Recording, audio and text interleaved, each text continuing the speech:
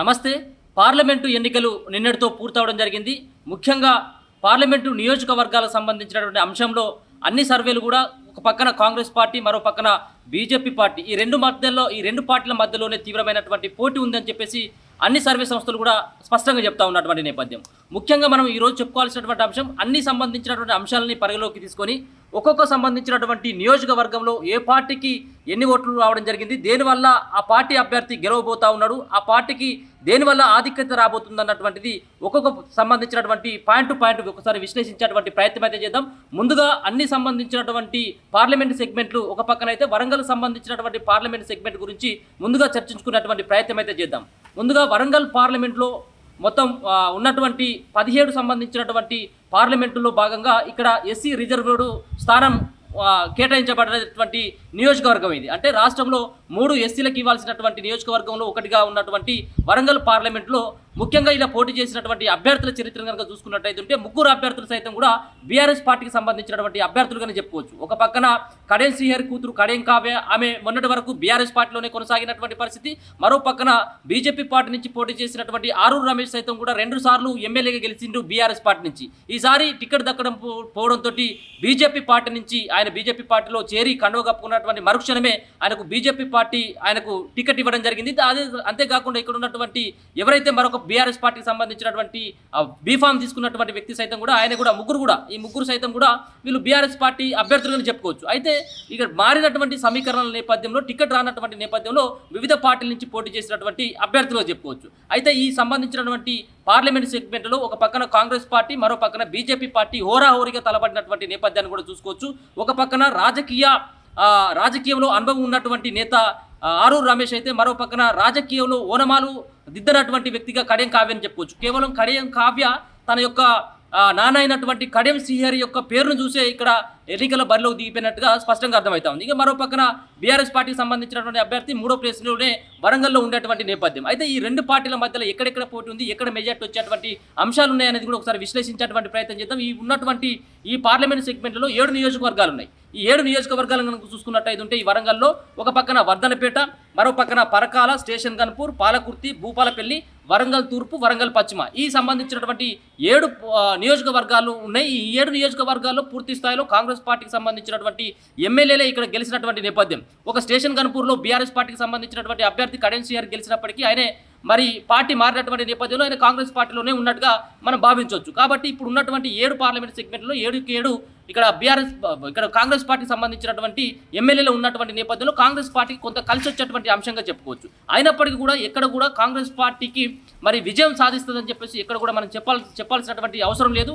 ఇక్కడ neck fight అనేది కూడా తీవ్రంగా కొనసాగింది. బీజేపీ పార్టీ అభ్యర్థి ఆరూరు రమేష్కు, మరో పక్కన కాంగ్రెస్ పార్టీకి సంబంధించినటువంటి కడెం కావ్య మధ్యలో తీవ్రమైనటువంటి పోటీ నెలకొన్నటువంటి నేపథ్యం. అంటే ఇది ఇక్కడ ఈజీగా గెలిచేటువంటి నియోజకవర్గాన్ని వరంగల్ అనేది ఈజీగా కాంగ్రెస్ పార్టీ ఖాతాలోకి వెళ్ళిపోయేటువంటి నేపథ్యం. కానీ ఇక్కడ కాంగ్రెస్ పార్టీ చేసినటువంటి తప్పిదం ఏదైతే ఉందో అక్కడ పార్టీలో అంటే చేరినటువంటి వ్యక్తి అంటే బీఆర్ఎస్ పార్టీ నుంచి టికెట్ ఆశించడం జరిగింది, ఆమెకు టికెట్ ఇవ్వడం జరిగింది. బీఫామ్ ఇచ్చిన తర్వాత ఆమె బీఆర్ఎస్ పార్టీ నుంచి నేను పోటీ చేయను అని చెప్పేసి పార్టీ మారినటువంటి కడెం కావ్య ఏదైతే ఉందో ఆ కడెం కావ్యను పోటీలోకి దింపడం వల్లనే ఇక్కడ ఈ పోటీ అనేది అక్కడ కొంత కాంగ్రెస్ పార్టీకి కొంత గడ్డు పరిస్థితి అనేది తెలుసుకోవచ్చు.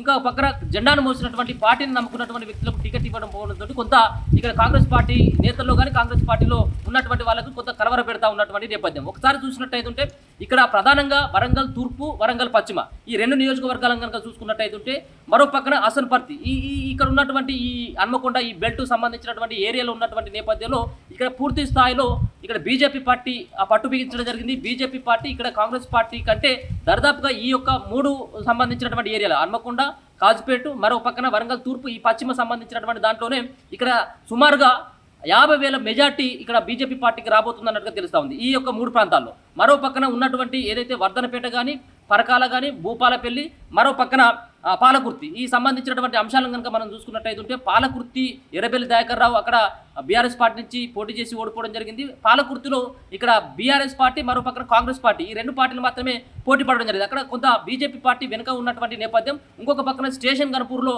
తన యొక్క అభ్యర్థి ఎవరైతే కడెం కావ్య ఉందో కడెం కావ్య యొక్క తండ్రి అక్కడ స్టేషన్ గన్పూర్ నుంచి ఎమ్మెల్యేగా ప్రాతినిధ్యం వహిస్తున్నటువంటి నేపథ్యం. కాబట్టి స్టేషన్ గన్పూర్లో కాంగ్రెస్ పార్టీకి స్పష్టమైనటువంటి ఆధిక్యత వచ్చేటువంటి అవకాశం ఉంటుంది. అక్కడ 35,000 నుంచి 40,000 ఓట్లని కాంగ్రెస్ పార్టీ మరి బీజేపీ పార్టీ అభ్యర్థి పైన మెజార్టీగా వచ్చేటువంటి ఓట్లు ఒక పక్కన హన్మకొండ, వరంగల్ తూర్పు, పశ్చిమ ఈ నియోజకవర్గాల్లో సంబంధించినటువంటి దాంట్లో బీజేపీ పార్టీకి 50,000 మెజార్టీ వస్తే ఇక్కడ ఉన్నటువంటి స్టేషన్ గన్పూర్ ఒక్క నియోజకవర్గంలోనే కాంగ్రెస్ పార్టీకి 40,000 ఆధిక్యత వస్తుందన్నట్టుగా తెలుస్తూ ఉంది. ఇంకొక పక్కన వర్ధనపేట సంబంధించినటువంటి కాన్స్టిట్యూషన్లో ఒక పక్కన ఇక్కడ కొంత మిక్స్డ్ అయినటువంటి ఏరియాలు ఉన్నటువంటి నేపథ్యం కాబట్టి కొన్ని 2-3 మండలాల్లో అంటే వర్ధనపేట, ఐనవోలు, ఈ అసన్పర్తి ఈ 3 మండలాల్లో బీజేపీ పార్టీకి 10,000 ఓట్ల మెజార్టీ వచ్చేటువంటి నేపథ్యం కనుక చూసుకోవచ్చు. మరో పక్కన పర్వతగిరి కావచ్చు, ఇంకొక పక్కన వర్ధనపేట ఈ సంబంధించినటువంటి 1-2 మండలాల్లో అంటే రూరల్గా ఉన్నటువంటి ఏరియాలో కాంగ్రెస్ పార్టీ కొంత పట్టు బిగించింది. ఈ రూరల్ ఏరియాల్లో కాంగ్రెస్ పార్టీకి స్పష్టమైనటువంటి ఆధిక్యత వస్తే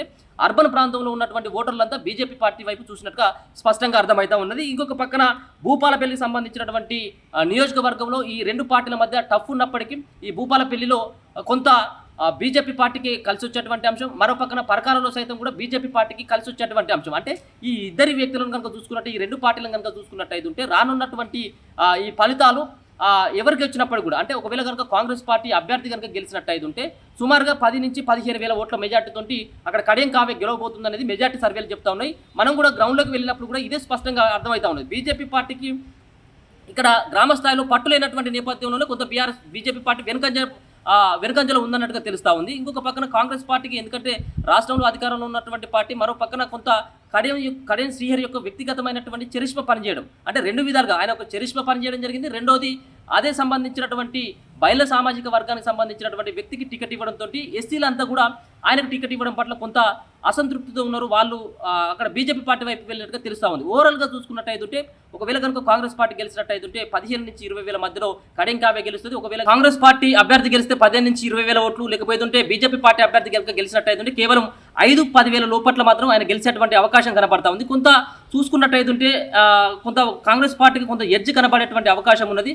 కాంగ్రెస్ పార్టీ అభ్యర్థి కడియం కావ్య గెలవబోతుందన్నది కొంత స్పష్టంగా అర్థమైనప్పటికీ కూడా నెక్ టు నెక్ అయినటువంటి పోటీలో మరి కొంత ఓటర్లు మరి బీజేపీ పార్టీ గెలవాలి, లేకపోతే నరేంద్ర మోడీ ప్రధాని కావాలన్నటువంటి ఉద్దేశంతో కొంత క్రాస్ ఓటింగ్ కనుక పాల్పడ్డట్టయితే కొంత మరి కాంగ్రెస్ పార్టీకి కొంత గడుకాలం అని చెప్పుకోవచ్చు. ఇంకొక పక్కన పరకాలను కనుక చూసుకున్నట్టయితే పరకాల్లో ఉన్నటువంటి ఓటర్లు సైతం ఎవరైతే పరకాల్లో ఇప్పటికే బీజేపీ పార్టీ కొంత అక్కడ ఓటర్లు బీజేపీ పార్టీలో ఉన్నటువంటి కార్యకర్తలు కూడా చాలా రోజుల నుంచి ఉన్నటువంటి నేపథ్యం పరకాలలో బీజేపీ పార్టీ కొంత బలం ఉన్నటువంటి పరిస్థితి కూడా ఉంటుంది.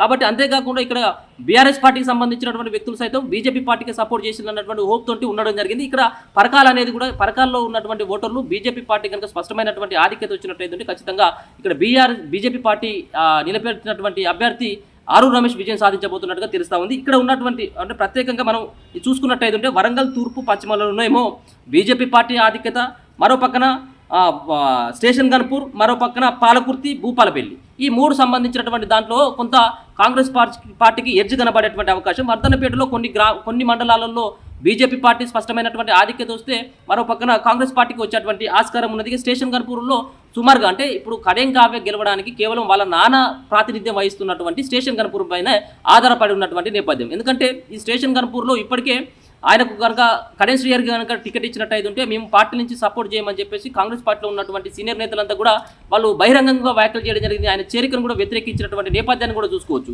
కానీ ఇక్కడ ఎన్నికలు వచ్చేసరికి అక్కడ ఉన్నటువంటి నేతలతోటి సయోధ్యతోటి అక్కడ ఉన్నటువంటి స్టేషన్ గన్పూర్కు సంబంధించినటువంటి నేతలంతా ఐక్యతగా పనిచేసిన అనేది స్పష్టంగా అర్థమవుతా ఉంది. ఇదే కనుక నిజమైనట్టయితే స్టేషన్ గన్పూర్లో 40,000 ఆధిక్యత కనుక కాంగ్రెస్ పార్టీకి కనుక వచ్చినట్టయితే ఖచ్చితంగా కాంగ్రెస్ పార్టీ నుంచి కడియం కావ్య బయటపడేటువంటి అవకాశం. ఒకవేళ స్టేషన్ గన్పూర్ కూడా మరి బీజేపీ పార్టీ వైపు కనుక వచ్చినట్టయితే కొంత ఇబ్బంది అయ్యేటువంటి పరిస్థితి. కానీ అక్కడ మనం చూసుకున్నట్టయితే కాంగ్రెస్ పార్టీలో ఉన్నటువంటి నేతలు కాంగ్రెస్ పార్టీకి సపోర్ట్ చేయడం జరిగింది. కావ్యకు ఓటు వేయించడంలో వాళ్ళు సక్సెస్ అయినట్టుగా తెలుస్తూ ఉంది. కాబట్టి ఉన్నటువంటి ఏదైతే 60% ఓటింగ్ నమోదైంది వరంగల్ సంబంధించినటువంటి పార్లమెంటు దాంట్లో ఇక్కడ ఉన్నటువంటి 16 లక్షల మంది ఉన్నటువంటి ఓటర్లు దాదాపుగా చాలా అంటే ఒక దాదాపుగా 11-12 లక్షల ఓట్లు కూడా పోలరైజ్ అయినటువంటి పరిస్థితి. కాబట్టి దీంట్లో ఉన్నటువంటి ఎవరు గెలిచినప్పటికీ కూడా బీజేపీ పార్టీ అభ్యర్థి గెలిస్తే కేవలం 5 నుంచి 10,000 లోపు, ఒకవేళ కాంగ్రెస్ పార్టీ గెలిచినట్టయితే 15 నుంచి 20,000 లోపట్ల గెలుస్తుంది అన్నటువంటి సంకేతాలు అయితే వినబడతా ఉన్నాయి. ఇక్కడ మేజర్ తప్పు కాంగ్రెస్ పార్టీ చేసింది ఏంటిదంటే అభ్యర్థికి సంబంధించినటువంటి విషయంలో కొంత తీవ్రమైనటువంటి తప్పిదాన్ని కాంగ్రెస్ పార్టీ చేసిందనేది అర్థమవుతా ఉంది. ఆమె కాకుండా వేరే వాళ్ళకి ఇచ్చినట్టయితే కొంత ఈజీ అయ్యేటువంటి ప్రాసెస్ ఉండేది. మరి చూద్దాం ఈ యొక్క ఓరుగల్లు పోరులో మరి గెలిచేదెవరు నిలిచేదెవరు, బీజేపీ పార్టీని ఇక్కడ వరిస్తుందా లేకపోతే కాంగ్రెస్ పార్టీకి అదృష్టం వరిస్తుందా, కడియం కావ్యకి మరి ఏమైనా కాంగ్రెస్ పార్టీ నుంచి ఇప్పుడు ఎంపీగా గెలిచేటువంటి పరిస్థితి ఉంటుందా లేదనేది కూడా మనం 4వ తారీఖు వరకు ఖచ్చితంగా వెయిట్ చేయాల్సినటువంటి ఆస్కారం ఉంటుంది. కానీ ఎంతో కొంత ఎడ్జ్లో మాత్రం కాంగ్రెస్ పార్టీ అభ్యర్థి కడియం కావ్య మాత్రం బయటపడేటువంటి అవకాశం స్పష్టంగా కనబడతా ఉంది. చూస్తూనే ఉండండి మన తొలి వెలుగు.